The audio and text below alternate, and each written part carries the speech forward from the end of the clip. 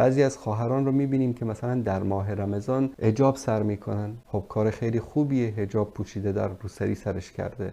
بعد از رمضان باز همون آرایش است و همون بی‌حجابی و بدحجابی است. این خیلی زشت است. این که انه داری خدا رو مسخره میکنی، که انه داری، این یک نوع توهین به الله سبحانه و تعالی است. اگر شما اعتقاد دارید که حجاب فرض هست، حجاب از طرف الله سبحانه و تعالی حکمی هست برای زنان مؤمن، چه در رمضان و چه در غیر رمضان، حکم یک حکم است، تغییر نمیکنه. احکام الله سبحانه و تعالی با زمان و مکان تغییر پذیر نیست. بر شما نماز فرض است، در هر حالتش فرض هست.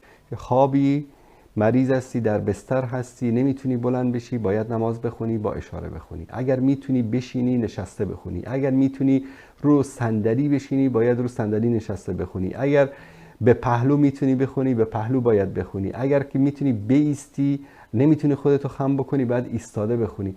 یعنی حتی در صحنه جنگ نماز تعطیل نمیشه. گروهی از مجاهدین میان نمازشون رو میخونن، گروهی دیگه در سنگر دفاع میکنن و بعد جای خودشون رو میان عوض میکنن.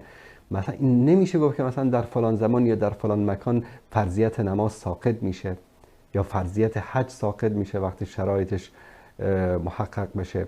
و همچنین روزه، حجاب یک عبادتی است. در هر زمان و در هر مکان بر یک زن مسلمان حجاب فرض است، واجب است، از طرف الله سبحانه و تعالی حکم است. این که ما در ماه رمضان بعضی از خواهران ما حجابشون رو درست میکنن یا محجبه میشن و بعد از رمضان دوباره همون اوضاع هست، این که دیگه مسخره کردن الله سبحانه و تعالی است و این جرم بدتر از گناه است.